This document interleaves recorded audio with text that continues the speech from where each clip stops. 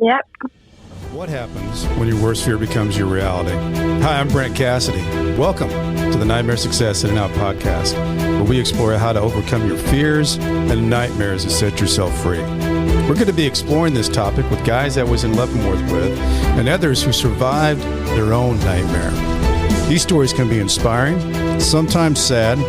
There's some humor, but hopefully you can come away with a nugget of something that'll help you knock down some of the prisons you built up in your own mind. Welcome back, Nightmare Success In and Out listeners. We are here. And I want to say I'm really excited to get into this interview because Seth Ferrante, he gave me Stephanie Shepard's name. And if anybody listened to Seth's episode, if you haven't had a chance yet, it's a fantastic journey that he went on, and he's doing great things now. But we were together that one day, and says, "You've got to talk to Stephanie Shepard." And when we got Stephanie on the phone, she was busy at doing what she does, and she just has such an exciting and interesting story, and it's such a current topic because Stephanie received a 10-year sentence for conspiracy to distribute cannabis, and she was a first-time nonviolent offender, two-parent suburban household, thought going to prison could never happen to her. And Stephanie says it took her about 5 years into her sentence to realize that, this actually happened. This is no big, there was not somebody made a big mistake, that she's really in prison and no one was coming out to save her. And, she wasn't special for this. There were a whole bunch of other people, women in there, whose lives had been turned upside down by incarceration. And Stephanie, she did 9 years of a 10-year sentence, which is unbelievable in the world that we think about now with marijuana and cannabis. She got out and she found a program. It's called the Last Prisoner Project. And she's using her experience that she went through to help people that are in her position to try to get them out. And as all of you, if you followed the news lately, President Biden released some people in the federal system a couple of weeks ago. And, it's for these advocates that are doing the good work to get these people back into our society where, as we know, in so many states that we're in, there's $1 billion industry going on, and it's all legal now with marijuana. So Stephanie, welcome in. I am so just thrilled you're here and that you made time for it, and I can't wait to jump into your story. Thank you. Thank you for having me. I'm really excited to be here, and your intro was perfect except for just President Biden's pardon didn't release anyone. That's a big difference. That's a very big difference. But what you said is what a lot of people heard when that announcement was made. And so I definitely want to always clarify that no one was federally incarcerated for simple possession. Right. So no one was released. These pardons were simply forgiveness, if you will, of the crime. But nobody walked out of prison that day. No, right. No one's in prison for it. Yeah. So, Stephanie, because I reading a little bit about your story, can you tell us a little bit about growing up as a kid? It sounds like you were, mom, dad. Can you tell us how that little Stephanie was growing up? Yeah, I'm the youngest of seven. The baby. Yeah. So I never really thought anything was going to derail me in life. I just always felt protected by my parents and, my older siblings. And so I was kind of that wild child. So it was no big surprise, probably to my family, that if any seven of us would go to prison, it would be me. But you never thought that. No. Unfortunately, though, at the age of 41, I did go to prison. Right. And so let's talk a little bit about, like, with your world as a kid growing up with a big family. What was your high school and school like? Did you have a group of good friends, and were you running with a crowd that you liked? I mean, what was all that like, that world? Very typical high school experience. The only thing is I always couldn't wait to get out. Yeah. I was always raring to go into the world. Mm-hmm. So cannabis was not a part of my childhood growing up, with the exception of my brothers, who kept like a cigar box under their bed, and I'd always see little papers and little seeds. But that was a secret. It wasn't something that my parents were a part of. My parents were older. My dad was born in 1919. So that wasn't something that was a part of our family growing up. In fact, I didn't even consume till I was 28 years old. Wow. Wow. Well, what was your life like? So you got out of high school. Where did you step into after that?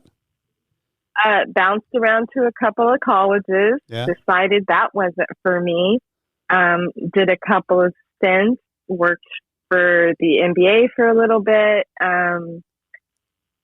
sold real estate in New York, which is what I was doing when this all came about. Yeah, I read that. Yeah.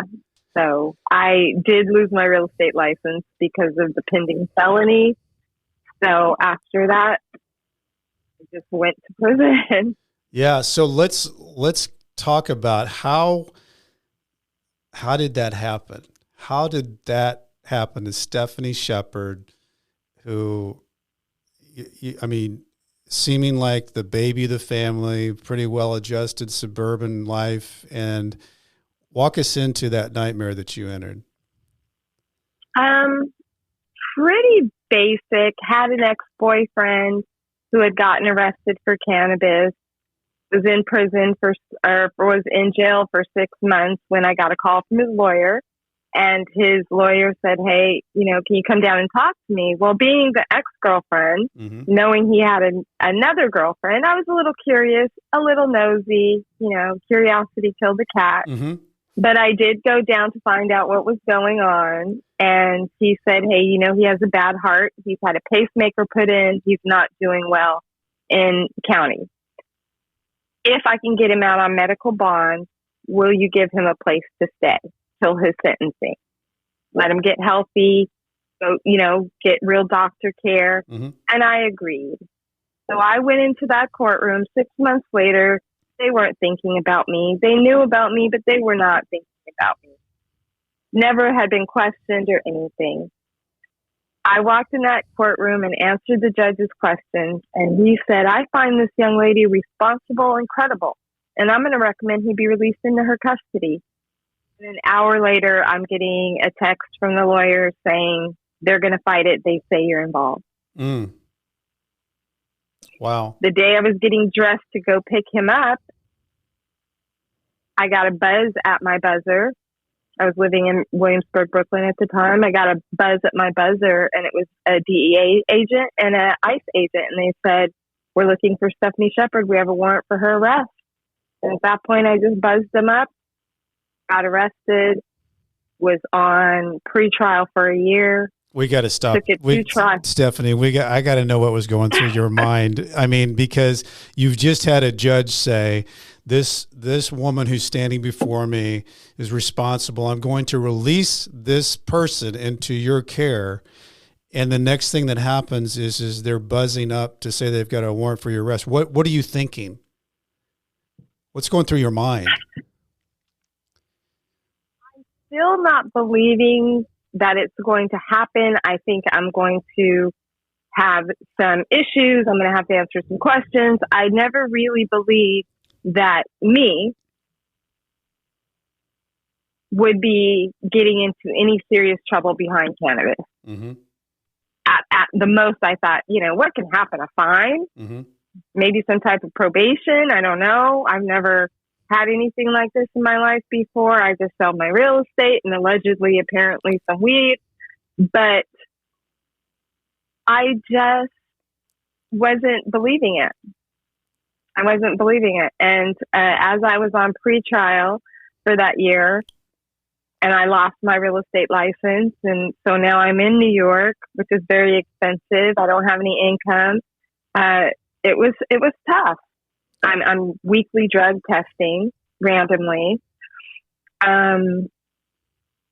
So once I actually got sentenced to that 10 years, and he said, 120 months. Mm-hmm. And I didn't even know what that was. Like, it didn't even, like, I don't normally talk in months. I don't have any kids. So I don't know the month calculations. And I asked my attorney, I was like, what is that? And he just said 10 years. Wow. When he said that, what's your body and mind? How's it reacting? Unfortunately, my sister, who had been through this with me the entire time, because I chose to not share this situation with my parents. That's how confident I was. I was like, we'll talk about it after. Mm-hmm. So my two elderly parents, I didn't want to know I was in this trouble. So all my brothers and sisters knew, but it was kind of that sibling secret. Mm-hmm. My sister came to the courtroom that day. She flew from California. And when they announced the amount of time, when the judge said 120 months, I just remember my sister screaming, just screaming. And I just turned to her and I wanted her to feel better. So I smiled. It's okay. It's going to be okay. We'll work it out. It's fine. Mm-hmm. Calm down. And I'm smiling. And they take me back behind the doors, and that's when I screamed. What a day. I mean, that was a day. It's just so much, when I think about that, I mean, it brings, like, the hair stands up on my arms when you're telling that, because I think I made it out an audible, just all the breath left me when they said 5 years, because in 10 years is double that. And it's a decade, it's not a few months, and you get back into society. It is life-changing. And for you, what was you, 41, you said? Yeah. And what happened next? Because you were taken from that courtroom. It takes a while once you're sentenced, to be put into where you're going. So did you spend that time in jail? There was a month between my actual arrest, when I was remanded from the courtroom, when I was found guilty, and my sentencing. Okay. So there was actually 3 months. And then after that, you go to a holding facility for a month before you're actually sent to the prison that you're assigned to. So MDC Brooklyn, MCC, did those before I got to Danbury. How was that for your world of adjustment? It was rough. I remember just being led. There's a tunnel that goes from the courtroom directly to the jail. And there's a smell that, walking through that tunnel, anytime I smell something similar to that, it takes me back to that tunnel. It's kind of usually when I'm at a gas station, it's kind of an exhaust fumes. It sticks in my brain. Walking through there and still having that mentality of, this has got to be a mistake. This is not happening. Immediately, I should have changed my mindset, but my mindset was still on the street. So I almost had like a Karen-esque way about me. I want to speak to your supervisor. Mm-hmm. why are you throwing my stuff? Like, Yeah. Yeah. I didn't even realize that this is serious. And once I got upstairs and cried and was in my bed, I got woke up at 5 a.m. by the supervisor of the floor. And she said, the people downstairs told me you were rude. And it's 5 a.m. Don't even know where I am at this point, and I'm getting this lecture about my attitude to the people downstairs. So that was really just the beginning of lesson after lesson after lesson, getting me to that 5.5-year mark where I really realized I'm here and this is my reality. This is your world. Yeah. Mm-hmm. So Stephanie, when you finally get to, I think, did you first go to Danbury? Mm-hmm. When you walk in there, can you walk us inside there your first day, how you were accepted in and what you kind of dealt with, how you got into the prison world? Because it's the unknown. You know, you're in jail. Now you're going to something. And I think the difference with that is that when you enter into the prison world, you know that this isn't me going to be here for a day or two. This is me setting up my new life. And I think that is a mindset adjustment too, is that, whether it's 3, 5, 10, that this is going to be where I remember the night before I voluntarily surrendered and we drove and the sun was going down and I saw the guys walking the fence and I could see inside the prison, like guys like around the bunk beds and stuff. And I was thinking, I didn't say anything to Julie, my wife, but I was thinking, oh my God, tomorrow night, that's going to be me in there. That's my world. My world changes from out here looking in, wondering what they're doing, to actually being in that world. And it was such a strange thought process because I didn't know that world at all. I was only viewing it from the outside. So then when you enter into it, how did it feel for you entering? Because you almost feel like you get prisonized when they process you. The whole process is very long, drawn out, a lot of waiting, a lot of uncomfortable situations. So by the time I got to Danbury, it was night. It was probably like 11 o'clock at night. Everyone was in bed, compound closed, dark. And they led me to my room after I got out of R&D, and they sent me to my room. And anytime anybody new comes, it's exciting. Like, people want to see who the new people are.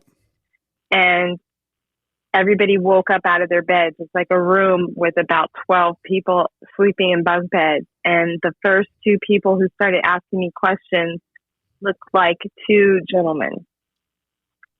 And I just started crying. I said, I thought this was a women's prison. I was so green in what I was about to experience in my life. So that first night was tough. I think I went to the shoe like my first week, getting into it with some lady. But each experience really taught me something. And I can definitely say I came out much more humble than I went in. And that can only be a plus. Mm-hmm. More empathetic. Yes. Because I never thought this would be me. Mm-hmm. When you get in and you are stripped of everything, your nice clothes or your makeup or whatever, and you get in and you get stripped of all that, then you have to start dealing with just the real simple you. Yes. And that's a teaching thing. That's something you can learn by. And as much as I laugh about my stint as a mentor in RDAP, the Residential Drug Abuse Program,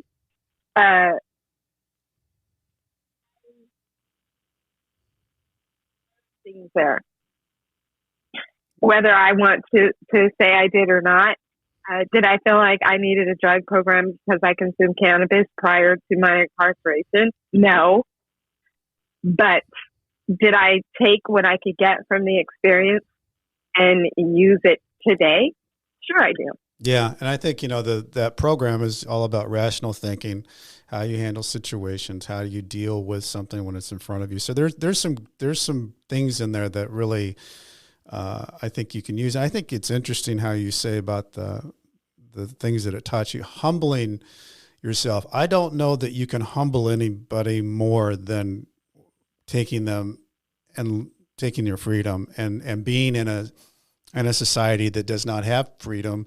And you're told, when you can go, what you can do, how you can do it.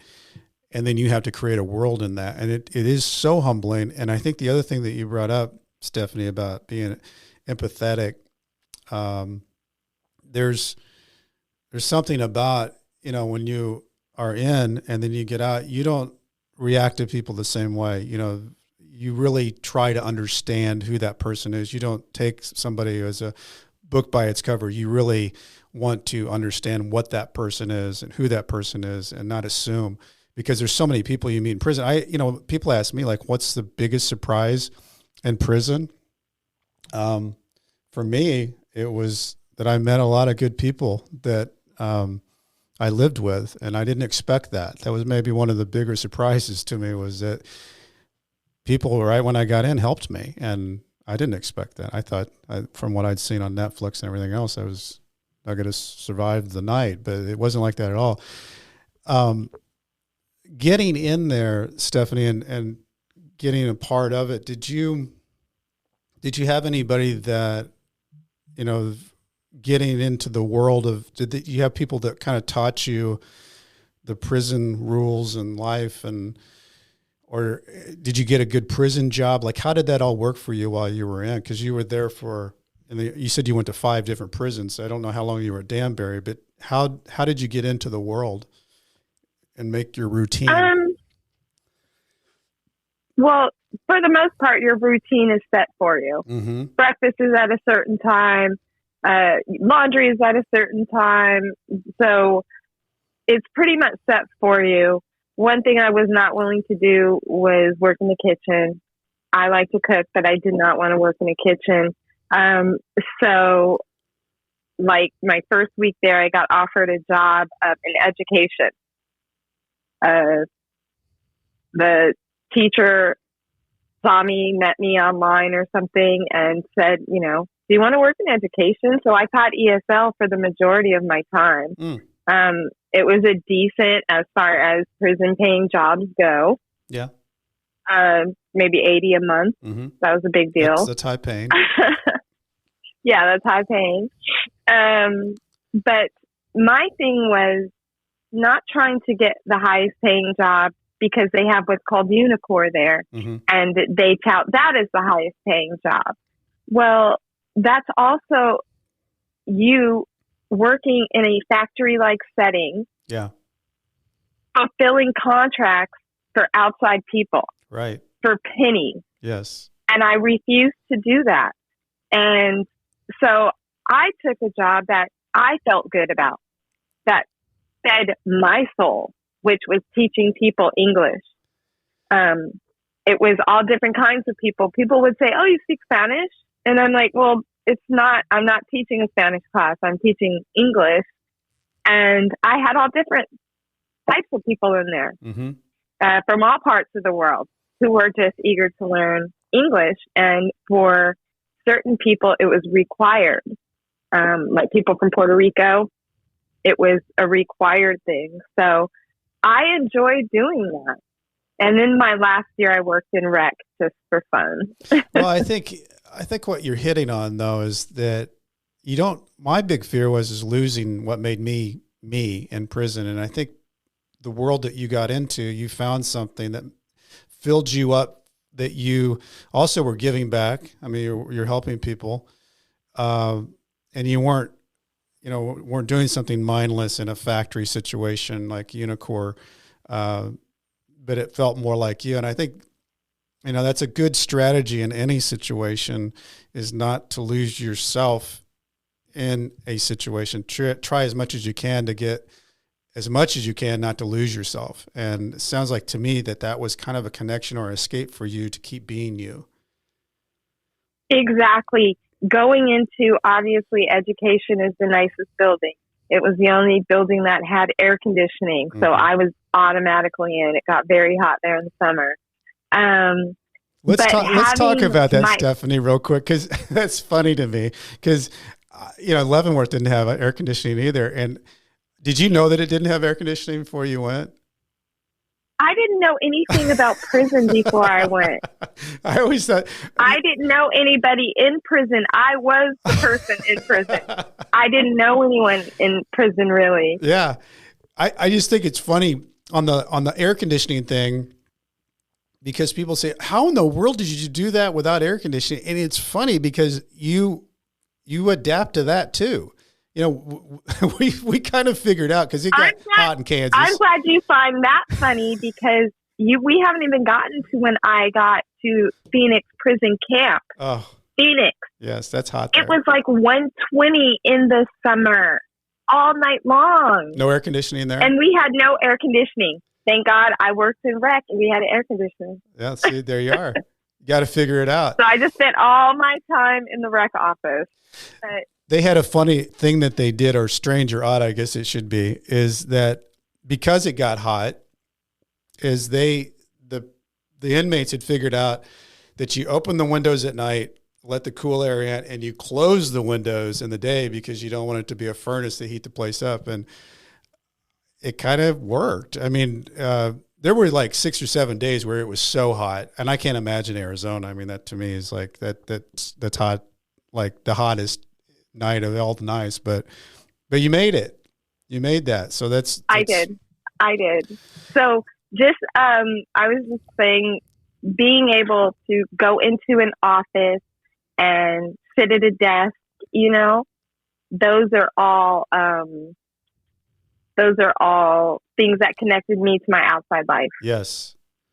Was the desk was the chair? Did it have a cushion? Was it because most? Yeah, it was nice. It was education, so it was kind of like the crown jewel of the compound, with a library, and everyone had offices. It was the closest thing to feeling normal going into yes. Yeah, because the other part of the prison is you've got a plastic chair, a locker, and a bunk bed, and that is your world. And if you can find something that feels a little bit more home-like, comfortable, that's a big deal. I had a job working at the food warehouse where we kind of had our own thing up there, and it was a good escape for the day, and then you come back to prison, and that was I really relate to what you're saying on that. Not only just that kind of escape, but everywhere else on the compound, you're surrounded by people. Mm-hmm. There's very few places that you have access to where you can be alone. But working in a classroom, that was my classroom. Yeah. So I could go in there anytime I wanted to prepare lessons or just sit at my desk or read. But that being alone, and that time having that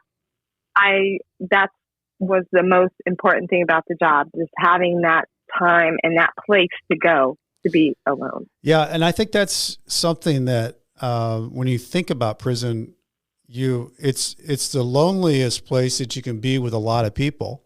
Isn't that strange? You're around people all the time, but it's also somewhat lonely because you're in an environment that is, I'm trying to think of the word for that, but it's a weird dynamic for the mind. I know, Stephanie, by us talking before we got on, that you ended up being transferred to different places. Can you kind of describe that? Because that's one of the prison nightmares, is having to transfer yourself into other places when you are a prisoner. Right.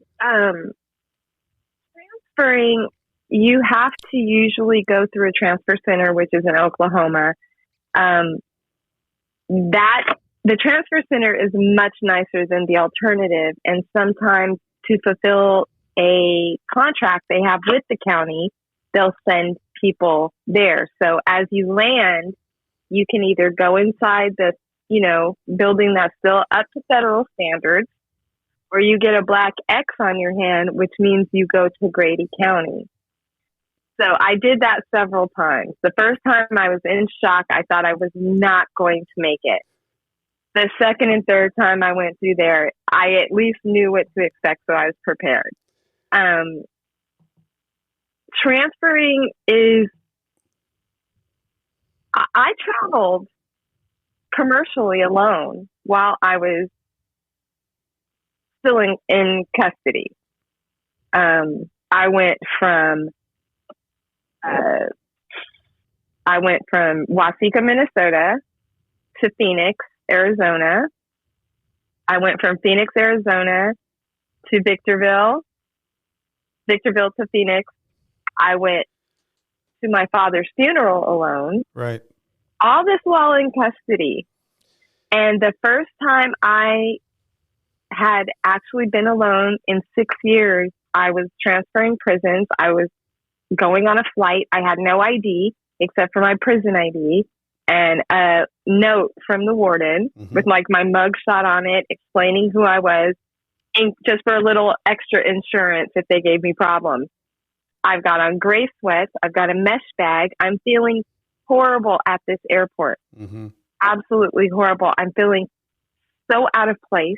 Everyone's on their cell phones and dressed nice. And here I am just, so I walk up to where I give my ID.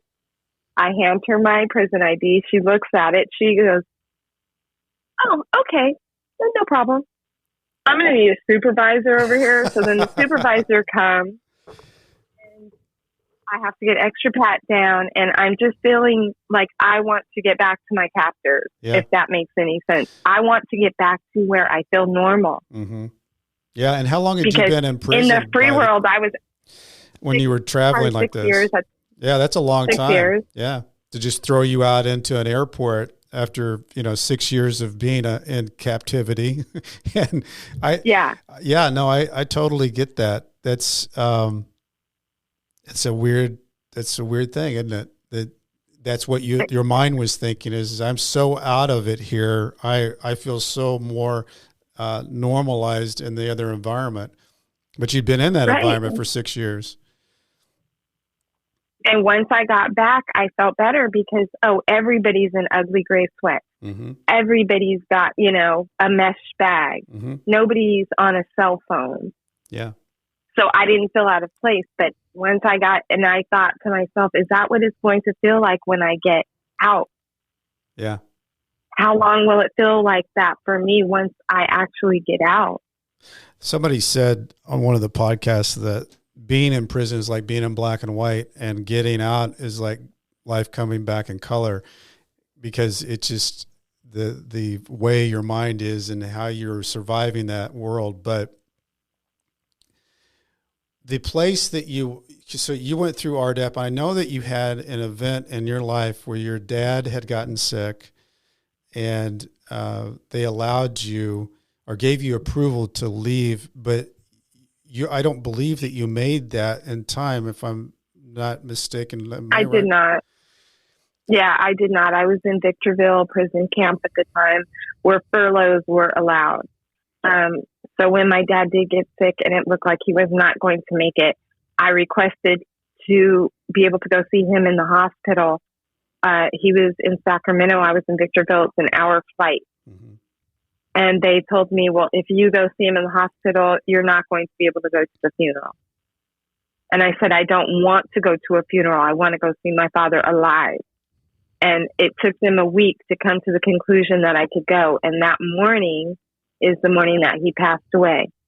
So I did end up traveling alone once again with a large expense to my family to get a last minute ticket, turnaround ticket. But I went to my family. Yeah. Just to support them because my father was gone by that point. So Yeah. I didn't really care about that. And I did. I went to the funeral and I turned right around, went right back to the airport, got picked up by another inmate at LAX. We drove through, hit In and Out on the way home, Yeah, on the that's way good. back. At least you did that. What And, as far yeah. as attending that service, were you able to dress in normal clothes and My be sister had normalized? clothes ready for me. Okay. Yeah, my sister had clothes ready for me at her house, so we were able to go to her house, stop, change, go to the funeral, turn around, and head right back to the airport. I had to be back by 11 o'clock that night. Was there any talk along the time that you were in that things were going to change and people were going to get out because of the kind of charge you had, or had you decided that that wasn't going to happen for you? There wasn't really a lot of talk about it. There would be talk about different things that were getting people out, like when Obama did a bunch of clemencies, but that was for crack. There was never any talk about cannabis specifically. So once I started to see what the industry was turning into outside, while I sat inside with other people doing the same thing, but there's people on TV talking about how the industry's booming and it's legalizing state after state. But I didn't know of anything like the Last Prisoner Project because they were just getting started. So I felt like I'm just going to do this time. I never thought there was going to be help for me. The great thing about what we do now at Last Prisoner Project is letting people know they don't have to feel like that. There are people outside here working for their freedom. And that's got to feel better than what I experienced. Absolutely. I'd much rather know somebody's coming for me on a desert island than not, you know? Well, there's an old quote that says, don't ever take somebody's hope away, because that might be all they have. And let's talk about, because of the amount of time that you were in, you started getting close to the door, and a lot of prisoners get kind of weirded out. And I've saw in my world, there were people that would then catch another charge because they were scared to get out. They had gotten so used to the ugly prison world, that was their comfort, and then freedom was scary. How did you start to feel once you knew, wow, I'm only 6 months away or 8 months away? What was going on in your world and your thinking? Like, what's that world going to be for me when I get out? What was going through your mind? The entire time of my incarceration, I thought, oh, I don't know why these people are acting weird about going home. I can't wait to go home. I have a great life at home. But the closer it got to that time, after learning all that I had over that time, I got scared because I'm a different person now. I don't have the same life outside. So I started to get nervous. Even though I know what I'm capable of, I still felt beaten down. You know, my self-esteem had taken a beating being in prison and being talked to a certain way and treated a certain way. And I was scared. Getting out, I didn't know how I was going to feel. And when I got out, the pandemic hit soon after. Right. Well, let's talk about the day you got out, because that had to be a great just feeling. I always say it's like Christmas as a little kid that times it by a million. What was that day like for you, Stephanie? You finally had made it to the door. You sign all these papers. You have no idea what those papers are. You just know that you want to leave. And you walk out. What do you walk out to? Well, prior to that, I spent my last month in county. Do tell. My bunkie and something happened, and then I got accused of bullying my snoring bunkie, and the SIS person, he actually snores and took it very, very offensively. So he sent me to county, and all I wanted to know, because I knew at this point I could do time anywhere. Yeah. I don't care. Am I still going home on February 6th? Yeah. That's all I want to know. Because I did RDAP, possible that that time could have been taken away. The program could have been taken away. That's very scary because which is it's very a scary. whole time period that you could put back A on year. the books. Yes, a whole year. So I was very scared. But once I found out that they were not going to take my program, and that I would come back the night before I left. So I came back from county the night before I left, and I did not care one bit about doing that time in county. As long as I knew I was walking out those doors on February 6th, which I did. My sister had sent me clothes, first time wearing real clothes in many years. Yeah. That's a great feeling. So it was exciting. And then they took me to a bunch of us, there was 3 of us getting out. Another inmate drove us to the bus station. Then it's up to you. The weird thing is, if you have money on your account, they give you a card with your money on the account, but you can't activate the card without a phone. But you have to have a phone to activate the card, but you need the money off the card to get the phone. So I'm standing in Walmart trying to figure out who can I ask to use their phone? Who's going to let some chick wandering around the Walmart parking lot use their phone? And I saw a brother, and I explained to him my situation. He said he had family who had just gotten out. He knows what it's like. He helped me get my card activated. I was able to get a phone, talk to my parents, get to the halfway house, stayed at the halfway house for a month, and then came home on home confinement. Wow. It's a lot. It is. Brent, it's a lot. I could go on and on and on. It's so many layers to the experience, which is why it's so important for me to fight for those people and end this experience, end this nightmare for them, get them back home to their families. Well, talk about Stephanie, because it's not easy to get back out into society. I mean, we were just talking about this before you came on. So many people go back. The fight is to be doing something that keeps you engaged and going forward. How did you get back into the world? Just working with the Last Prisoner Project. Working with the Last Prisoner Project and getting to know the constituents' families and knowing that I'm doing something on a daily basis to further the possibility of them coming home sooner, the Kevin Allens who are doing life, the Parker Colemans who are doing 60 years for the same thing, that I could go several different places within a 2-mile radius and purchase and consume, and people not be worried about getting arrested. Can you explain a little bit about, I know you came to the Last Prisoner Project, you got started in it, and then you became part of it full time. Can you just kind of explain how the Last Prisoner Project works? Because I wasn't aware of it until Seth started talking to me about it, and then we met. Just all the different things that you guys are doing. Okay, really quickly.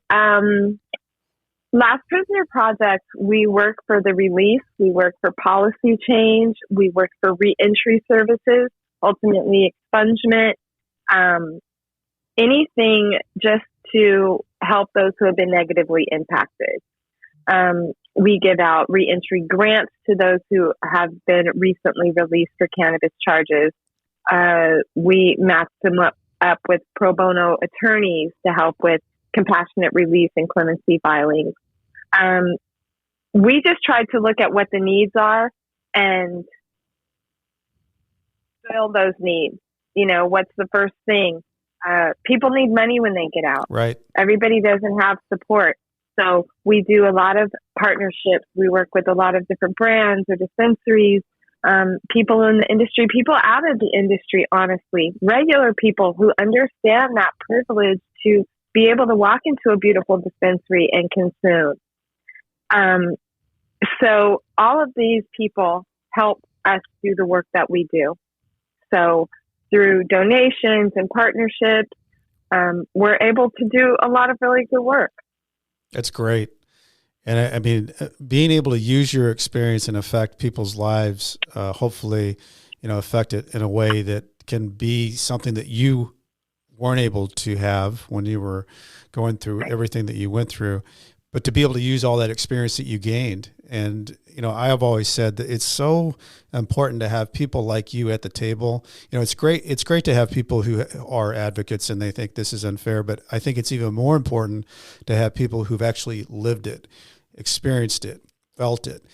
And when they're at the table, I think more can get done because of the passion of what the experience of what and how that can really, truly affect people. And I think there's nothing to replace that. I'm not saying that the other advocates are not effective and shouldn't be at the table, but having somebody at the table that has that world experience of really living it is, it's a difference maker, I think. And I hope, from what you're doing, Stephanie, that there's more people that become part of it. I think the other thing that's interesting is that you can't get into the cannabis world.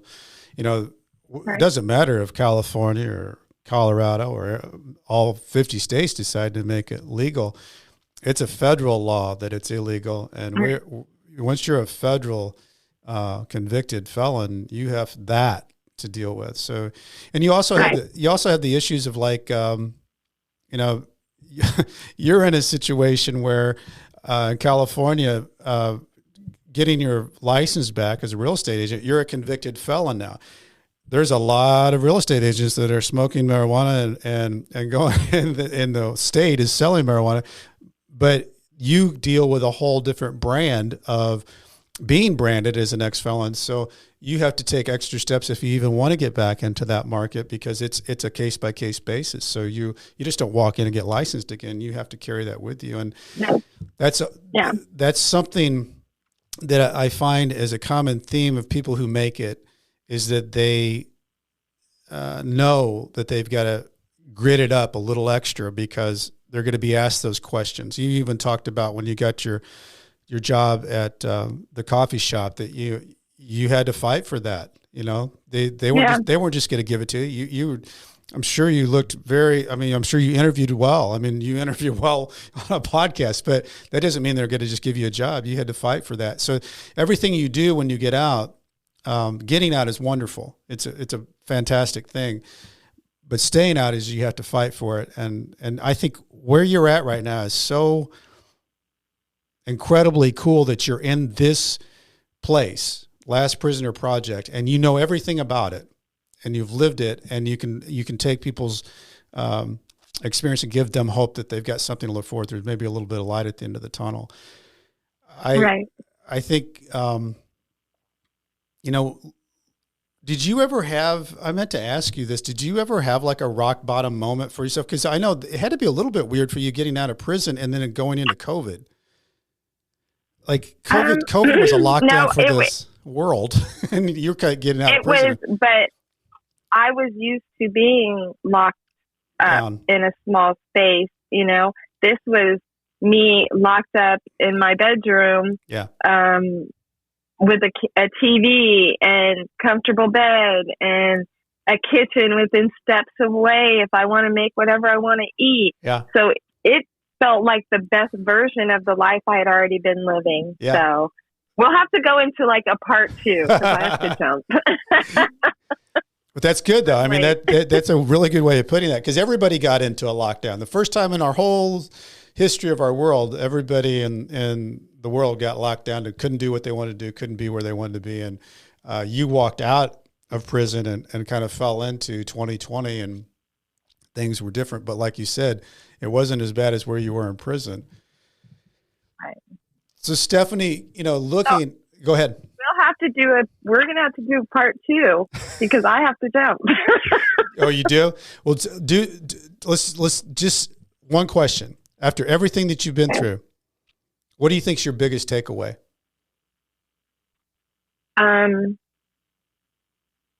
After everything that I've been through, the biggest takeaway would have to be that it's not over. Yeah. It's not over until these people who are sitting where I was sitting just 3 short years ago are home and moving on with my life the way I'm trying to do today. So it's not over until then. I love it. So. Stephanie, thanks so much. I'm going to finish up here and give everybody the information. Thanks for being my guest. So much appreciate it. You're so welcome. Thank you for having me. Thank you. For everybody out there looking for a book, I wrote one, Nightmare Success In and Out. You can get it at Barnes & Noble. You can get it at Amazon. If you want to, I'd love it if you could leave me a review on Apple. You just go up to the top there and you scroll down to the bottom of the page where you see the reviews, click on write a review. I love that. It really helps the show. If you want to send me a message or find out anything going on with Brent Cassidy, go to brentcassidy.com, leave me a message. Appreciate everybody being here. Stephanie, thank you so much. As I used to say when I was typing my emails back in prison, stay strong and I'll do the same. Nightmare in and out. Thanks, folks.